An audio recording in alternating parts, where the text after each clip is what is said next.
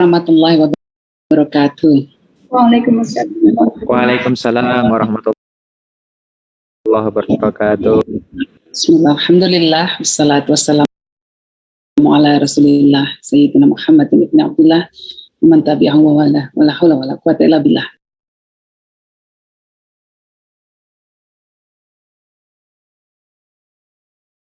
Paparan luar biasa. Terus matur nuwun pencerahannya pagi ini. Pagi-pagi sudah dapat ilmu kita semua ini. Matur nuwun. Iya, Dik. Saya teng Jogja loh nih, Gus. Loh. Kita tulan lagi. Nah, silakan dong. Oke. Kita menyatukan ini.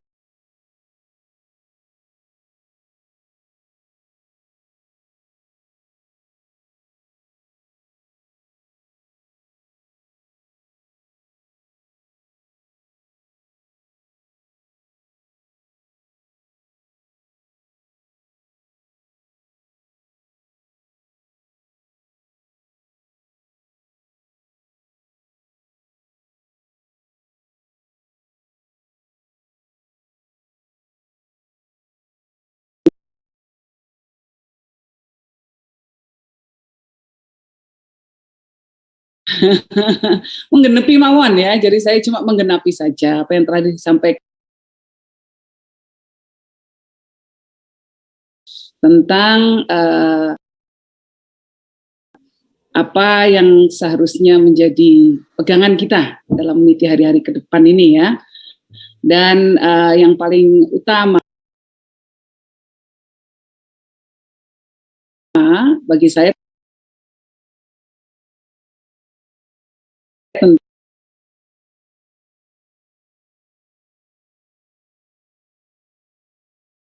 itu besarnya ya, itu mengharuskan kita mempunyai pegangan-pegangan.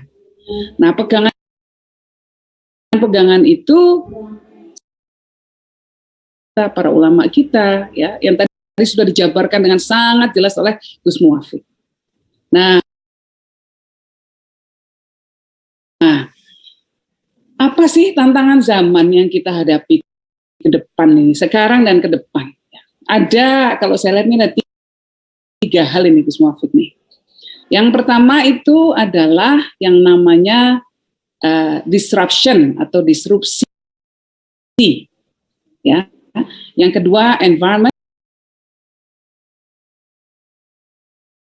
Kemudian kita harus membekali diri untuk menjawab tantangan ini. Apa sih yang dimaksud disrupsi itu? Disrupsi itu perubahan besar yang terjadi dalam diri manusia ya, yang membuat ya berubah, gaya hidupnya berubah, mungkin cara pandangnya berubah, segala macamnya berubah lah. Salah satu hal soal disrupsi misalnya adalah pandemi ini disruption, ini disrupsi. Nah, disrupsi ini membuat kita yang tadinya biasa ketemu langsung dengan Gus Muwafiq jadi nggak bisa. Tapi alhamdulillah disrupsi yang positif. Jadi disrupsi ada yang positif, ada yang negatif. Pandemi menghasilkan disrupsi yang negatif karena yang dekat jadi jauh, walaupun serumah. Kalau kita ada punya orang yang sepuh, susah mau dekat-dekat. Dulu mau salim, sekarang mikir-mikir dulu. Ini aku bawa virus apa enggak ini? Kalau aku salim sama orang tuaku atau malah menulari. Nah, malah mudaratnya lebih besar. Gitu. Nah, tapi di sisi lain, disrupsi ternyata membawa hal yang positif. Nah, tapi ada juga disrupsi negatif misalnya dalam hal teknologi yang membuat ke depan nanti secara ekonomi akan ada masalah-masalah. Misalnya apa? Yang namanya automatisasi. Ya, automation namanya, automatisasi. Banyak pekerjaan yang akan digantikan oleh robot, oleh mesin. Ini bukan fenomena baru. Dari zaman dulu pun fenomena seperti ini sudah terjadi. Dulu orang kalau mau ke Mekah naik kapal. Bukan mesin uap. Akhirnya yang namanya tenaga pendayung nggak diperlukan lagi. Harus cari pekerjaan lain. Nah, Dari pekerjaan lain apa misalnya ya? Misalnya ngepel geladak kapal seperti yang pernah dilakukan oleh Gus Dur. Nah itu salah satu pekerjaan itu yang bisa dilakukan. Tapi intinya adalah bahwa banyak pekerjaan akan hilang. Salah satunya apa? Driver ojol. Kenapa? Karena ke depan nanti dengan otomatisasi yang namanya driver atau supir pengendara nggak diperlukan. Mobil-mobil sudah memakai teknologi. Sudah pakai sensor terhubung langsung dengan satelit, mobilnya meluncur sendiri. Dan dengan sistem yang otomatis tersebut, biasanya kecelakaan akan lebih sedikit. Kenapa? Karena penyebab utama kecelakaan mobil itu adalah karena perilaku manusianya, unsur manusia. Nah, kalau mesin ketemu mesin, sensor ketemu sensor, sudah mau tabrakan, dia bisa berbelok. Atau bisa ngerem. Jadi ke depan trennya akan seperti itu. Di beberapa negara maju, truk itu sudah truk yang antar barang, antar provinsi, antar daerah, sudah nggak ada supirnya. Truk gede-gede itu. Nah, jadi ini akan ada disruption yang akan kita hadapi. Yang kedua, isu besar adalah tentang environment atau tentang lingkungan hidup. Nah, kita lihat banjir lah, kita lihat soal penebangan hutan lah, kebakaran hutan, bikin nafas jadi sesak lah, lalu kemudian tanah longsor, semuanya itu berkaitan dengan unsur lingkungan hidup atau ekologi. Kalau kita tidak menjaga itu semua, baliknya ke manusia lagi. Ya, kalau kita terus menyakiti alam, kalau kita misalnya terus membuang sampah sembarangan, lalu kemudian sungai-sungai penuh dengan sampah kita, yang terjadi banjir. Balik ke manusia lagi akhirnya. Nah, yang ketiga emosi, Gus. Manusia ke depan akan makin diadu-adu emosinya karena sosmed, karena internet, karena konten-konten macam-macam. Nah, ini tantangan besar. Bagaimana kita menjawabnya? Kan gitu. Nah, kalau Islam itu hebat. Islam itu hebat kenapa? Karena kita itu sangat mendahului zaman, ya. Tadi Gus Muafiq mengatakan bahwa ya memang kita rindu Rasulullah dan mungkin ingin kembali kepada zaman dulu, tapi tidak mungkin. Setiap manusia diciptakan untuk menghadapi tantangan zamannya karena itulah tantangan dia sebagai pribadi. Nah, bagaimana menghadapi tantangan zaman ini dengan tetap memegang teguh prinsip-prinsip nilai yang diberlakukan pada zaman Rasulullah SAW. Itu yang paling penting. Jadi kita tetap bisa kumpul nanti di akhirat dengan segenap pengikut Rasulullah lainnya. Nah, ke depan nanti, tadi Gus Muafiq jelas sekali sudah mengatakan yang mulai dari tawasud, tawazun, tasamu, tidal, itu adalah bekal kita dalam mengarungi tantangan zaman. Bagaimana sih kok bisa gitu ya? Jadi Islam ini yang paling luar biasa menurut saya itu ada satu prinsip utama, yaitu bahwa kita ini oleh Allah Subhanahu wa taala diminta untuk mencari kebahagiaan dunia dan akhirat sa'adatarain. Ya. Ini dari awal sudah diminta mencarinya itu, bukan cuma kebahagiaan akhirat. Kebahagiaan dunia pun wajib kita penuhi. Ya. Nah, kalau negara-negara lain misalnya Amerika itu punya yang namanya Declaration of Independence. Ya, deklarasi kemerdekaannya. Salah satu yang dicanangkan sebagai prinsip utama orang yang mengaku sebagai warga Amerika adalah haknya dipenuhi, ya, haknya untuk to pursue happiness, untuk mencari kebahagiaan. Loh, wong Amerika itu niru wong Islam berarti di situ. Karena apa? Kita sudah duluan. Kita sudah mencanangkan bahwa manusia berhak untuk mencari kebahagiaannya dalam hidup, tapi juga seimbang dengan kebahagiaannya untuk mencapai akhirat. Nah itu, jadi garis besarnya di sana. Bukan cuma cari kebahagiaan dunia saja. Soal HAM misalnya. Soal HAM, orang bilang, wah jangan ikut-ikut ngapain soal human rights, soal HAM. Ya, soal hak asasi manusia. Itu bikinannya orang Barat. Kleru. Orang Islam itu yang paling duluan berbicara soal HAM dan mempraktekkan soal HAM. Ya.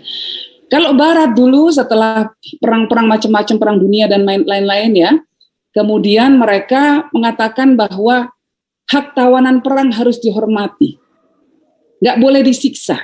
Itu diatur dalam hal yang namanya Geneva Convention, Konvensi Jenewa.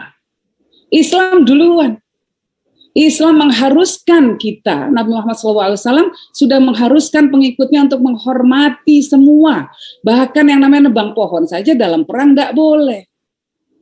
Apalagi nyakiti sesama orang yang tidak berdosa. Nah, jadi HAM itu prinsip dasar Islam. Kalau ada orang yang mengatakan bahwa oh HAM itu punya Barat, oh saya yang paling duluan meradang. Enggak, HAM itu punyanya punyanya orang Islam. Ya, hifdzun nafas, udah jelas kita dihormati, hak untuk hidup itu menjadi hak paling mendasar umat manusia. Makanya kemarin kita semua mengutuk apa yang terjadi di bom Makassar. Kenapa? Karena jelas sekali dia melanggar prinsip-prinsip Islam yang memberikan penghormatan tinggi terhadap hak manusia untuk hidup. Nah, jadi kalau kemudian orang Islam agak-agak bingung gitu ya dengan perkembangan zaman, jangan bingung. Kita sudah punya bekalnya. Bukan cuma bukan cuma nyawa kita yang harus dihormati, harta kita juga harus dihormati, possession, ya. Jadi termasuk dalam konteks kita mencari kebahagiaan hidup, kita pun harus mau bekerja, berikhtiar agar kita bisa hidup secara layak. Nah, yang lebih luar biasa lagi ya dalam Islam, dalam konteks konsep tawazun misalnya ya, keseimbangan. Keseimbangan itu bukan cuma perkara penggunaan dalil akli dan nakli, ya, menggunakan hal-hal yang sifatnya rasional dan hal-hal yang sifatnya spiritual dalam menuntun kita untuk mengarungi kehidupan. Tetapi juga berpengaruh dalam hal bahkan cara kita berinteraksi dengan orang lain. Misalnya apa? Bahkan politik luar negeri pun harus tawazun. Apa? Tidak berpihak sana, tidak berpihak sini. Ini contoh paling gampangnya ini.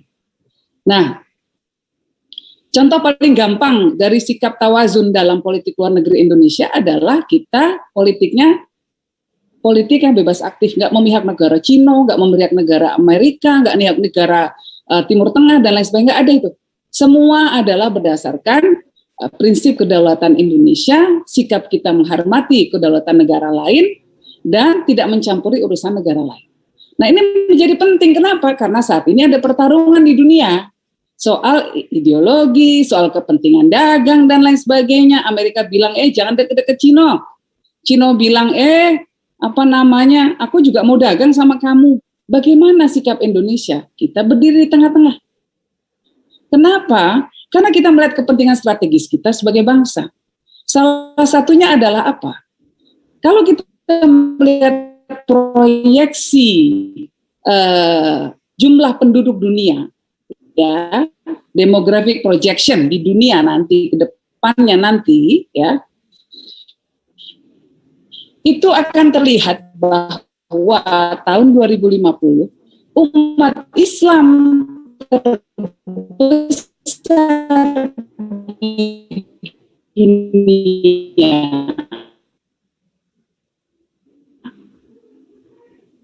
itu ya, bukan di Indonesia. Kan kalau kita belum apa-apa sudah nutup hubungan sama mereka, sudah nggak mau bergaul dengan mereka. Apa jadinya dengan ukhuwah Islamiyah, ukhuwah wataniyah, ukhuwah insaniyah yang coba kita bangun dengan umat Islam dari negara lain yang ada di Cina kebetulan. Nah itu, jadi berbagai hal yang sudah dibekalkan kepada kita untuk mengarungi kehidupan. Nah, kita juga tadi Gus Muwafiq jelas sekali ya, mengingatkan kita terus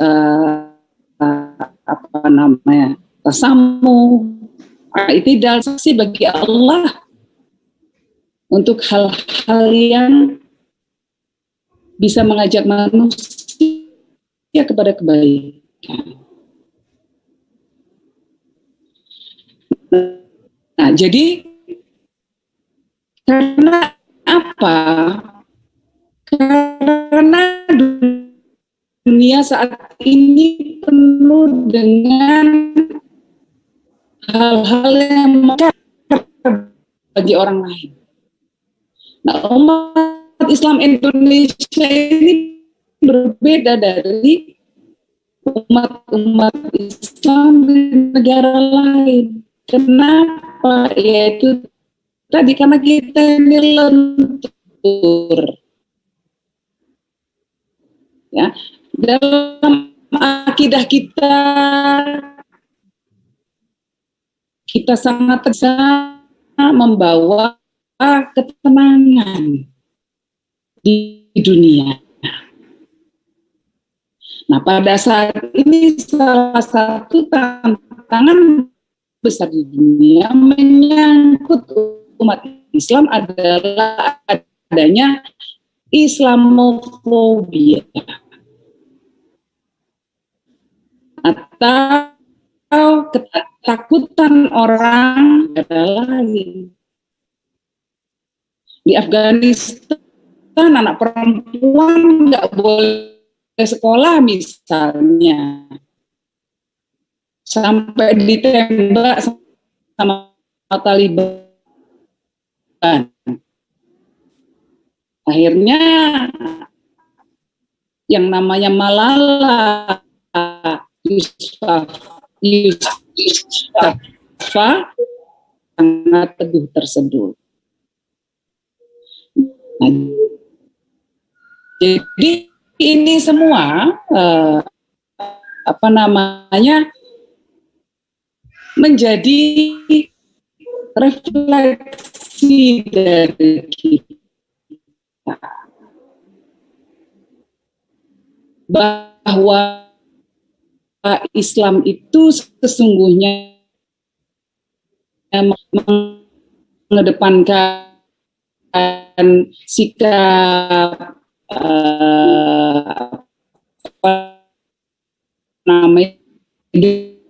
dermawan, ya, orang yang senang sedekah pasti sibuk, pasti bingung menghadapi tantangan sistem yang berkeadilan.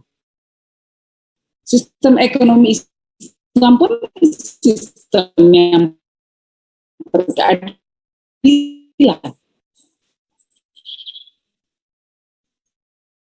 Dalam sistem ekonomi Islam ini kalau dibandingkan dengan sistem kapitalisme, pajak pun macam-macam. Di satu negara ada orang nggak kena pajak, bahkan di negara seperti negara Amerika ada gelisahan karena orang kayanya ternyata berpajak lebih murah dibandingkan orang miskin. Ada dalam Islam untuk memastikan bahwa ada namanya keadilan ekonomi dan keadilan sosial.